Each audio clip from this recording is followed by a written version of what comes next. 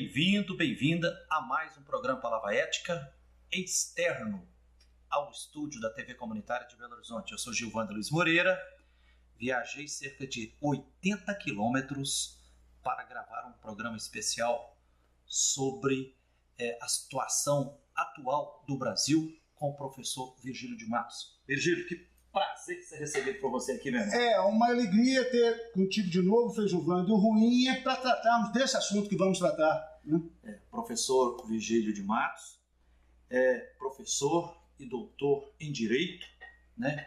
E nessa hora grave que atravessa o povo brasileiro, é imprescindível, julgamos imprescindível ter a avaliação e as ponderações do professor Virgílio. Virgílio, para começo de conversa, qual a análise que é preciso fazer sobre essa questão de impeachment, golpe, crime, risco que está correndo os direitos sociais da democracia brasileira? Bom, primeiramente, o que é preciso a gente ter claro, a gente ter consciência, Gilvander, é que é um golpe. Um golpe no estilo que foi dado contra Zelaya em Honduras, um golpe ao estilo que foi dado contra Lugo no Paraguai e estão tentando dar esse golpe contra Dilma no país. E por que golpe? Para que haja impeachment, é fundamental que haja um crime de responsabilidade. Crime, só para não cansar o telespectador e a telespectadora, é o ato típico, ou seja, previsto anteriormente em lei, antijurídico, contrário à normativa, ou ilícito, como preferem alguns, e culpável, dado ou feito esse crime por dolo ou por culpa. Enfim, essa é a definição manualesca, dicionaresca de crime. É preciso que você entenda o seguinte: sem crime de responsabilidade não há falar em impeachment. Portanto, eu digo e afirmo, há um golpe em curso, que já passou na Câmara dos Deputados, e eu acredito, Gilvander, eu acredito que o povo na rua vai conseguir barrar esse golpe no Senado. Por que essa minha crença? Porque não há, tecnicamente, nenhum, insisto, deslize ou sequer fato típico que possa ser imputado à atual presidente da República. E por que isso é tão claro e por que isso é tão nítido? Porque as chamadas pedaladas fiscais não constituem crime de responsabilidade. Por que não, professor? Porque é apenas um recurso contábil feito por 27 dos 27 governadores há anos. Se pudéssemos fazer um impeachment retroativo, que essa é a grande ideia dos latifundiários, dos poderosos de todo gênero, que estão junto com a mídia golpista envolvidos nessa trama que nós sabemos, ela não é urdida aqui, ela tem nome e endereço. Ela vem da Virgínia, ela vem de Langley, Virgínia. Esse custo não é suportado pela Fiesp, pela Firjan, pela Fieng. Esse custo, esse dinheiro, esses volumes de recursos para iludir uma massa empobrecida intelectualmente de classe média é exatamente um recurso que vem de fora para fazer e refazer, a exemplo do que vimos. Já assistimos o mesmo filme, com o mesmo roteiro, tanto em Honduras quanto no Paraguai. Aqui vai ser diferente. Professor Virgílio Matos, o que foi arguído são duas questões, né? As pedaladas fiscais e os chamados créditos suplementares. Então, você acha que absolutamente a oposição, por exemplo, agora está na mão do ex-governador e senador Antônio Anastasia, que vai dar o relatório para que a comissão dos 21 senados lá aprove ou não a admissibilidade no Senado. Você acha que ele não terá como justificar e demonstrar a existência de crimes sobre esses dois quesitos mesmo? Do ponto de vista objetivo, a resposta é categórica, é taxativa. Do ponto de vista objetivo, não. Porque quer se trate de créditos suplementares, quer se trate das malfadadas pedaladas fiscais, não há crime. Insisto, crime é conduta típica, ilícita ou antijurídica e culpável. E a presidente não cometeu. Portanto, toda essa falácia que se faz, esses ritos que aparentemente estão seguidos, né, são questões que levam o povo, que levam a grande massa que não tem conhecimento de direito a acreditar que vai tudo bem, a acreditar que está sendo tudo feito de forma correta, quando a realidade é exatamente o oposto. Estão se aproveitando, e aqui eu gostaria de dizer: não sou filiado, nem nunca fui filiado, nem ao Partido dos Trabalhadores, nem a qualquer partido legal. E gostaria de dizer mais, gostaria de dizer que neste momento em que vivemos essa onda neoconservadora, essa onda neoliberal, essa onda criada exatamente para desestabilizar a democracia no país, que é uma jovem. Professor Virgílio de Matos, pela análise que você faz, a presidenta Dilma está sendo deposta mais pelas virtudes delas ou pelos erros que cometeu? Exatamente. A questão, eu voto na proposta 1. É óbvio que esse governo não é um governo só de acerto. É óbvio que esse governo talvez tenha acordado um pouco tarde demais, que os 54 milhões, eu inclusive, que o colocou ali, são ligados e tributários aos movimentos sociais. E penso que o governo, essa tentativa de defenestrar o governo democrático e legitimamente eleito, é exatamente muito mais pelos acertos do que pelos seus equívocos, que foram vários, insisto. Agora, uma coisa o telespectador e a telespectadora tem que saber, e há de convir comigo. Nunca na história desse país os corruptos estiveram na cadeia. Nunca na história desse país se deixou a Polícia Federal trabalhar, como tem trabalhando. Bem ou mal é outra questão, mas tem trabalhando. Nunca na história desse país as injunções políticas tiveram tanto peso de ausência, um peso negativo, podemos dizer dessa maneira. As questões, as instituições funcionavam perfeitamente bem dentro do sistema democrático. O que houve com essa maciça injeção de dinheiro vindo de fora para fomentar o ódio entre brasileiros e brasileiras? Hoje o país está cindido. Os 54 milhões que vencemos contra os 50 milhões de maus perdedores. Porque essa é uma outra questão. Desde quando se proclamou o resultado, em todo o país civilizado do planeta, os perdedores acatam o resultado das urnas. Nesse caso, essa neo-UDN, né, que sempre foi golpista, insisto, deu de não referendar o resultado democrático obtido nas urnas. E por quê? Porque sabia que tinha recursos a fundo perdido vindo de fora. Porque sabia que a chamada mídia dominante iria abraçar a sua causa, porque sabia da fragilidade do governo em relação aos movimentos populares. Insisto, os ritos aparentemente estão sendo seguidos, mas a vontade do povo não está sendo respeitada. Se querem depor a presidente, é simples, aguardem 2018 e tentem, pela via democrática, a possibilidade de serem sufragados ou não. O estrago já está feito. Essa crise, Frei Giovanni, não é nossa. Essa crise só está se abatendo verdadeiramente sobre essa camada da população. Você fala crise econômica. Essa crise é uma crise do capitalismo. Essa crise é uma crise geral.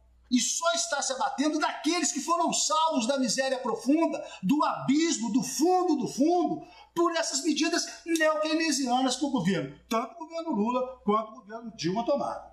Professor Virgílio de Matos, nós temos na Câmara Federal 4 padres que são deputados federais, e temos quase 70 deputados federais que são pastores. São 91, Frei. 91? Opa, então eu estava equivocado. É muito maior ainda, né? E na votação do impeachment no último dia 17 de abril de 2016, relembrando que nós estamos gravando hoje, dia 27 de abril de 2016, o que nós vimos lá na Câmara Federal foi, parece que mais de 120 deputados dizendo, em nome de Deus, eu voto sim ao impeachment. Além de falar em nome da família, dos filhos, dos cachorros, dos gatos e tudo, né? Como é que você analisa, doutor Virgílio, a questão religiosa no Brasil hoje? Fundamentalismo, moralismo, isso está afetando essa crise?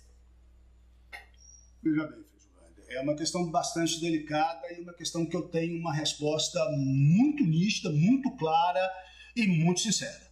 Esses neopentecostais, por exemplo, esses fundamentalistas religiosos que dizem que aceitaram Jesus, é preciso saber se Jesus os aceitou.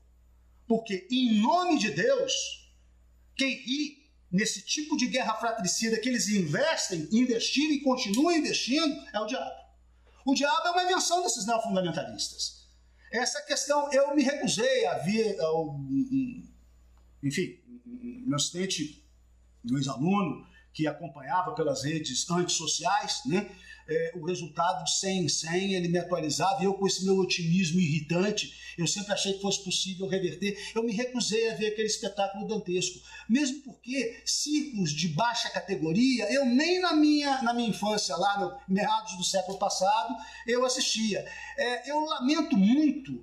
Não são só os neofundamentalistas, né, religiosos, não são só essa bancada, essa chamada bancada BBB, né, boi bala e tá me faltando o terceiro. A bancada do latifúndio, a bancada da Bíblia e a bancada da bala. Nós nunca tivemos, nos últimos, pelo menos desde que eu me entendo por gênero, nos últimos 60 anos, pode-se dizer, um congresso tão aviltado, um congresso tão acanalhado, e digo acanalhado pelo seguinte: apenas uma parte ínfima, menos de 7% dos congressistas foram eleitos, o resto foi puxado, foi imantado pelo coeficiente eleitoral. Outra vez, um desacerto do governo, desde o primeiro governo Lula, não foi feita a reforma política, não foi feita a lei de meios, não foi feita, sobretudo, dos meios de comunicação, não foi feita uma agência de notícias. Então, essa potência hegemônica, que é a Rede Globo, que envenena a população, nós já tivemos uma política, Frei Gilvander, na minha família, né, de não assistir a Rede Globo já há muito tempo. Então as pessoas, mas você não assiste novela? Não, aqui em casa não se assiste novela, aqui em casa não se assiste sequer a Moça do Tempo na Rede Globo. Porque eu penso, para fazer minhas as palavras do jornalista Paulo Henrique Murim, que se a gente desliga a Rede Globo, o país melhora. Se a gente não lê os jornalões, o país melhora. O país não é esse que você está vendo na televisão. Obviamente, não na TV comunitária. Inclusive, professor Virgílio Matos, outro dia eu recordava que uma vez perguntaram para o Roberto Marinho, todo-poderoso da Rede Globo, que disfarçadamente é Rede Globo, dizendo qual a maior força da Rede Globo. Ele disse mais ou menos assim: não é pelo que a TV Globo mostra, mas o que ela esconde, né? Então, Virgílio, insistindo na pergunta, muita gente está alegando assim, fala, a Dilma tem que ser derrubada e tudo, mas o presidente da Câmara, Eduardo Cunha, tem dezenas e dezenas de deputados lá corruptos, com processos e tudo. Tem cabimento a sociedade aceitar que um grupo de corruptos deponha a presidenta Dilma? Teve os seus erros, um monte de contradições e tudo, mas, por exemplo, ela não está acusada nem na Lava Jato e não está arrolada em nenhum processo, não é isso? É correto.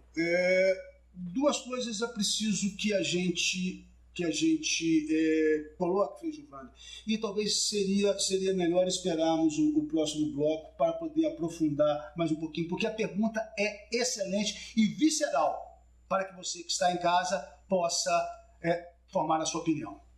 É isso aí, nós vamos a um pequeno intervalo e voltaremos já já para continuar veiculando aqui a entrevista que eu gravei com o professor Virgílio de Matos, que é advogado, professor doutor em Direito, e que teceu uma série de considerações que lançam luzes sobre a questão jurídica e ética que envolve o impeachment da presidenta Dilma. Espere conosco aí um minutinho só e voltaremos já já.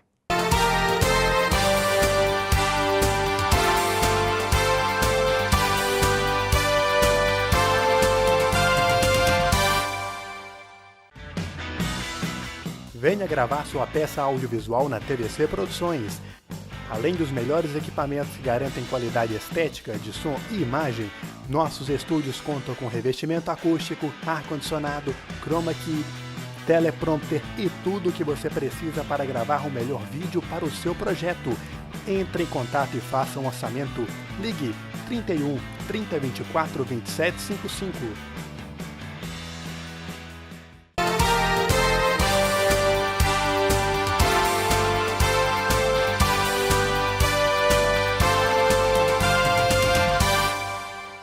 Olá, estamos de volta aqui, eu, Frei Gilvander Luiz Moreira, entrevistando aqui o professor Virgílio de Matos, né, que é professor e doutor em Direito, também advogado, né? Professor Virgílio Matos, no final do primeiro bloco, eu tinha te perguntado sobre a seguinte realidade, que nós vemos o parlamento, né, com dezenas e dezenas de deputados processados, né, e um líder, lá o presidente da Câmara, Eduardo Cunha, que segundo muita gente diz, já deveria ter sido julgado, cassado e eventualmente preso, né? E de outro lado temos a presidenta Dilma, que formalmente não tem denúncia de corrupção contra ela, ela não está nem delatada em nenhum daqueles casos lá da Lava Jato. Qual a análise que é preciso fazer sobre isso que está acontecendo? Não uma coisa assim meio estarrecedor, me faz até lembrar, parecendo a Sexta-feira da Paixão, há 2016 anos atrás, quando, assim, como é que vocês querem, Jesus ou Barrabás? Naquela época, né, Frei Giovanni, um dos julgamentos penais mais conhecidos, mais comentados da história da humanidade, há 2000 anos atrás, né, na comarca de Jerusalém, por um juiz, vamos dizer assim, um pouco estranho, para a gente ser elegante, dada a possibilidade da massa mais ignorante escolher, eles escolheram Barrabás e não o Nazareno, né? Enfim, essa questão é estarrecedora.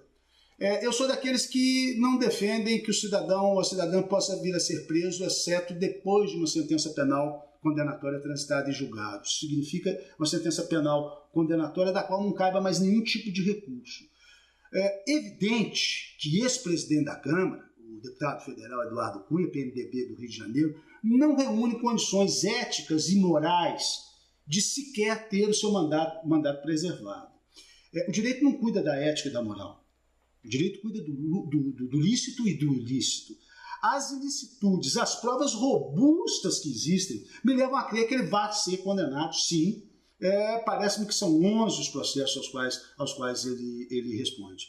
Agora, o que não pode acontecer, o que não poderia jamais ter acontecido em nenhum país civilizado, é que um homem como esse pudesse vir a ser o responsável pelo julgamento de uma mulher como a presidente Dilma, que nenhum tipo de crime cometeu. Como já havíamos conversado sobre isso no primeiro bloco, foi preciso que se inventassem 2 crimes para que se lhe atribuísse a responsabilidade desses crimes e essa farsa circense que é o impeachment. Insisto, esse tipo de golpe é um golpe. E por que é um golpe? Já foi feito tanto em Honduras quanto no Paraguai do Bispo Lula.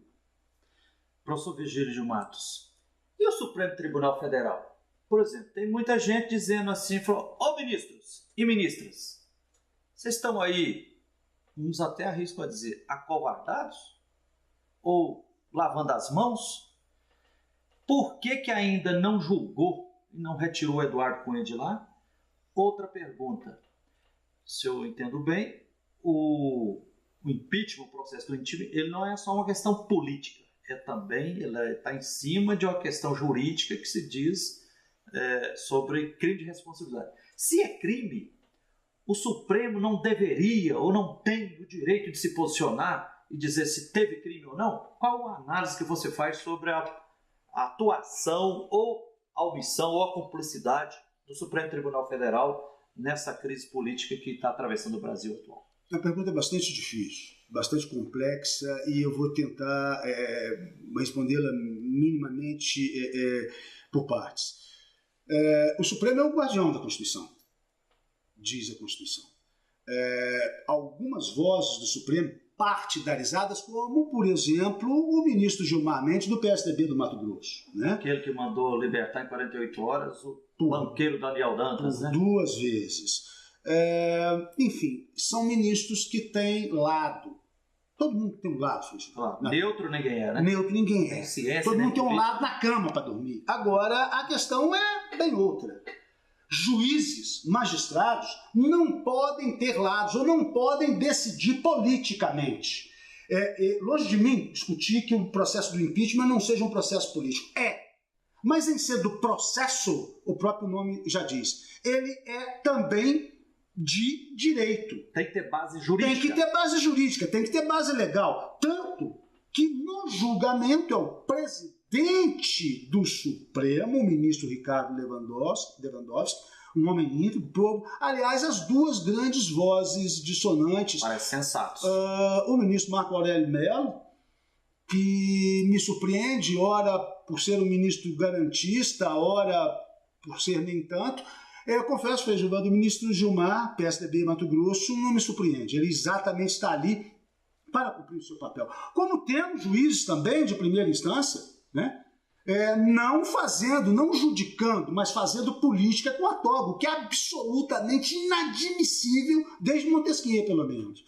Agora, penso que o Supremo poderia ter ido um pouco além. Não de suas atribuições, como fez com relação ao rito do impeachment, mas colocando em pauta e julgando o presidente da Câmara, que, insisto, jamais poderia estar à frente desse processo. E digo por quê. Porque é óbvio que a presença dele liderando o processo, isso influenciou em muito o resultado, né? É evidente, é um homem que sabemos, por ouvir dizer, que teria financiado a maioria da campanha desses que foram guindados agora à Câmara Federal, que, insisto, nos últimos 60 anos nunca vimos nada mais desastroso. Ele se equipara na história, talvez um pouco, talvez esteja fazendo uma maldade com o Auro Moura Andrade, que foi o que protagonizou o golpe civil, a parte legislativa do golpe, contra o presidente João Goulart, eleito democraticamente e com viés de esquerda. E a época, Frei Gilvan, você devia ser garoto nessa época, diziam que o presidente João Goulart era comunista, um latifundiário comunista, talvez o único na história, assim como a jabuticaba, que é uma coisa que só acontece no Brasil. Mas voltando à questão do Supremo, o Supremo poderia ter dado um basta, porque esse homem não pode, e aí até o próprio ministro Gilmar aquece com isso, ele não pode estar na linha sucessória. Porque se dá esse golpe, se o Temer entra, ele será o vice-presidente. O vice-presidente na prática. Esse homem não pode, em momento algum, estar nessa linha sucessória. Parece-me, se é que eu não entendi mal, que o próprio ministro Gilmar Mendes, do PSDB do Mato Grosso, entende que também não seria possível. Eu acredito que o tempo dirá. O tempo dirá muita coisa, mas o nosso tempo é agora, Frei Gilvan. Para além do Cunha, se o Supremo Tribunal Federal não se pronunciar sobre a questão se houve ou não crime de responsabilidade para dar base jurídica e deixar a decisão ser simplesmente a da Câmara e também do Senado, o STF poderá entrar para a história como cúmplice desse golpe? Eu diria mais. Se esse vaticínio, que eu me permito comentar apenas pelo prazer do debate, eu com ele não concordo, eu penso que isso não irá acontecer na prática. Se esse vaticínio se confirma, nós podemos fazer nossas as palavras do ex-presidente Lula, de dizer que o Supremo se acovardou, sim. Professor Virgílio, eu queria ver seu parecer também. Você já falou um pouco no primeiro bloco, mas queria ver sua análise sobre 3 figuras. Qual a análise que você faz da atuação da Lava Jato, especificamente do juiz Sérgio Moro, dos procuradores federais que atuam lá, da Polícia Federal, da Fiesp, que é a Federação das Indústrias do Estado de São Paulo, e da Rede Globo, nesse processo todo de impeachment e golpe que está em curso no país? Não foi, Gilvan, eu gostaria de usar uma metáfora. Aves de mesma plumagem voam em mesmo bando. Eu entendo que essa mediatização do golpe, sinto um pouco de pena desse juiz federal. E o sentimento de pena, né, psicanaliticamente, é um sentimento pior que você pode ter em relação ao outro. Esse deputado que dedicou o voto lá, sim, ao impeachment a ele. Tem muita gente dizendo que ele pode ser o próximo presidente do Brasil. Tem gente falando que ele é um Collor II que está sendo construído. Uns aplaudindo e outros questionando. Essa proposta do Collor II me parece mais sensível e mais sensata. E igualmente me apavora. Mas esse rapaz é um jovem, né? Um jovem, não me parece bem intencionado, mas um jovem estudioso, é professor da Universidade Federal do Paraná. Leu a Operação Manipulite, a Operação Mãos Limpas italiana, e parece que não entendeu bem, não digeriu bem. Ou, pior, se entendeu bem e digeriu bem, aposta no que se tornou a Itália depois dessas operações. Dessas várias operações. Que contra a máfia não houve nada. Era uma briga de butim político. E os canalhas e os corruptos se apoderaram do Estado italiano e inventaram um Berlusconi. Eu espero que não tenhamos um Berlusconi 2 aqui no país. Espero mesmo, porque eu sou daqueles que, embora meu otimismo irrite aos meus amigos, as pessoas que me conhecem mais proximamente, eu entendo que o que é ruim pode piorar. E, para usar uma expressão da música da grande Elza Soares, né? O anão do circo que diz que o mundo vai acabar num poço de merda. Então eu tenho um pouco, Frei Giovanni, de receio de que todas essas ações, que não são isoladas, insisto, são concatenadas, e esse rapaz agora está bastante sumido da mídia em Nova York recebendo um prêmio, talvez um afago por serviços prestados. Já tem até gente dizendo assim, falou, uai, depois que o impeachment foi admitido lá na Câmara Federal, falou, cadê? Não está aparecendo o Sérgio Moro todo dia mais no Jornal Nacional, a Polícia Federal não está prendendo mais, cadê o... Será que tem o risco, se consumarem de fato esse golpe e o impeachment, tem o risco da Lava Jato ser abafada? Giovanni, apenas por hipótese, porque eu não acredito que o povo consiga aceitar, engolir, é o verbo mais exato, esse processo escandalosamente contrário para a nossa expressão do direito, à prova dos autos. Insisto, nosso ponto original, se não há crime de responsabilidade, não pode haver lastro jurídico para o impeachment. O processo político, o circo político, nós todos já estamos vendo no que deu. Agora, o processo jurídico é uma outra coisa. E insisto, Collor, né? O próprio Supremo, ao depois, o absolveu. Então, essa questão é uma questão bastante delicada. Eu gostaria de voltar, Frei Giovanni, a um velho adágio que tem comigo desde menino, né? Os meus avós eram trabalhadores, os meus pais trabalhadores, gente humilde, gente simples, e que eu penso que isso para mim serviu como um norte magnético de bússola. A origem de classe é que salva a gente. A minha origem de classe é de trabalhador. E eu acredito, Frei Giovanni, que os trabalhadores não permitirão que esse golpe passe. Isso que é a pergunta que eu ia te fazer, professor Virgílio Matos. Há um mês atrás eu escrevi um pequeno texto e o título era assim: Rede Globo e Fiesp querem justiça social? Se Temer for elevado lá, teremos mais justiça social? Quais as consequências possíveis para a classe trabalhadora, para o campesinato, para a população subalterna desse nosso país? Olha, Dias, apenas insisto, discutindo por hipótese, né? No caso do trair a Temer, né? Assumir esse governo, nós teríamos, a classe trabalhadora teria muito com o que se preocupar. E um exercício simples de fazer. Basta que olhemos a Argentina. Exatamente, a tarifa hoje em Belo Horizonte é de R$ 3,70. Poderia ser menos, poderia ser bem menos, dos ônibus urbanos azuis.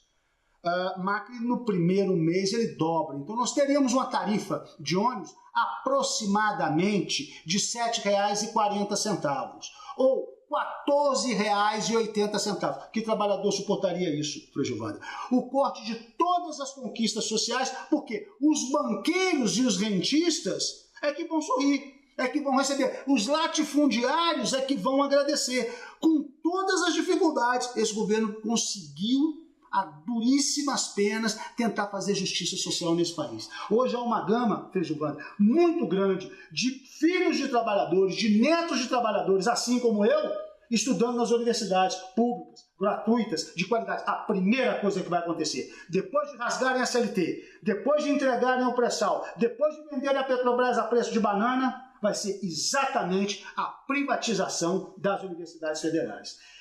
Esse saco de maldades desse grupo, do programa neoliberal, ele não tem fim. O que eu gostaria de dizer, Frei Giovanni, eu sei que o nosso tempo está se esgotando, é que o povo na rua, com o povo na rua, o fascista recua. E não tem nada acabado ainda. A história está em aberto. É só uma nova luta que começa. E a luta continua. Professor Virgílio, brigadão, meu irmão. Eu que agradeço. Eu sabia que valia a pena eu viajar 80 quilômetros para vir entrevistar aqui o professor Dr. Virgílio de Matos, doutor em Direito, um grande irmão, defensor da justiça social, da dignidade humana. Obrigado a você que nos honra com a sua atenção e até o próximo Palavra Ética.